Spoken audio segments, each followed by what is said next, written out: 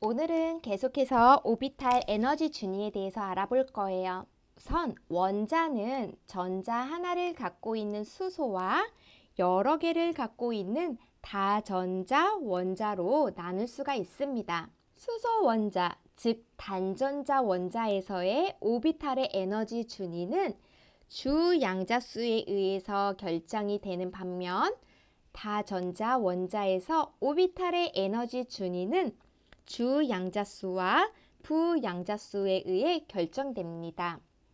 다음 표에 각각 오비탈에 대한 에너지 준위가 자세히 나와 있습니다.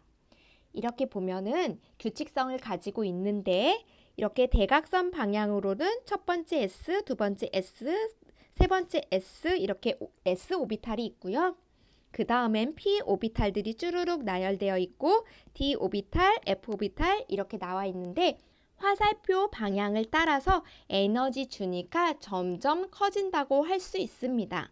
그러니까 이 표에서는 첫 번째 S 오비탈은 에너지가 가장 작고 여섯 번째 D 오비탈은 에너지가 가장 큰 상태가 되겠죠? 세 번째 주기의 오비탈의 에너지 준위까지는 외워주시면 앞으로 문제 풀기 조금 더 편할 거예요. 다음은 현대적 원자 모형에 어떻게 전자 배치가 되는지를 살펴볼 건데 총 4개의 개념을 알아볼 겁니다. 첫 번째로 싸움 원리, 두 번째로는 파울리 베타 원리, 세 번째는 훈트 규칙, 마지막으로 바닥 상태에 대해서 알아보겠습니다. 첫 번째로는 싸움 원리인데 다음 그림은 다전자 원자의 오비탈을 에너지 준위 순서대로 그린 그림입니다. 이때 에너지가 여기서는 가장 작고 이렇게 여기가 가장 큽니다. 여기 오비탈의 전자가 채워질 때 가장 에너지가 낮은 S 오비탈부터 차례대로 채워진다는 것이 바로 이 싸움 원리입니다.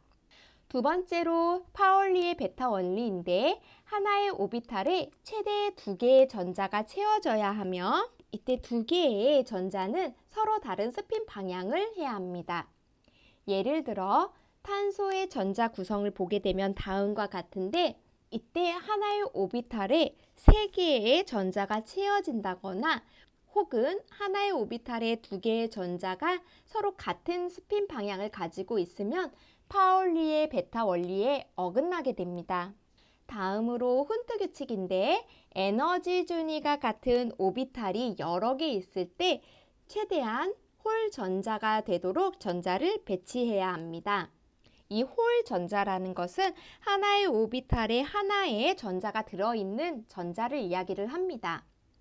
예를 들어 질소의 전자 배치를 보면 다음과 같고 오비탈에 이 전자들이 채워질 때 각 하나의 오비탈에 오직 하나의 전자만 들어가게 채워져야 한다는 것입니다. 이 경우는 오비탈이 하나가 남아있음에도 불구하고 하나의 오비탈에 2개의 전자가 채워져 있기 때문에 훈트의 규칙에는 어긋납니다. 마지막으로 바닥 상태와 들등 상태가 무엇인지 알아볼 건데 바닥 상태는 에너지 준위가 가장 낮은 안정적인 상태를 뜻하고 들뜬 상태는 에너지 준위가 높은 불안정한 상태를 뜻합니다. 이때 중요한 것은 바닥 상태에서는 싸움 원리, 파울리의 베타 원리, 훈트의 규칙이 모두 적용되지만 들뜬 상태에서는 오직 파울리의 베타 원리만 만족시킵니다. 훈트의 규칙에서 살펴보았던 질소의 전자 구성을 다시 한번 살펴보면은 2가지의 방법으로 전자가 오비탈에 채워진 모습을 볼 수 있습니다.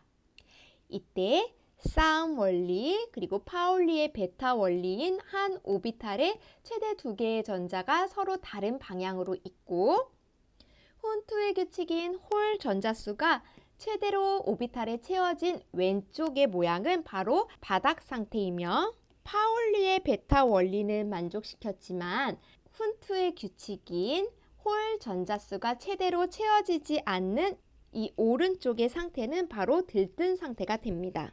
자, 오늘은 그럼 여기까지. 다음 영상에서 만나겠습니다. 안녕!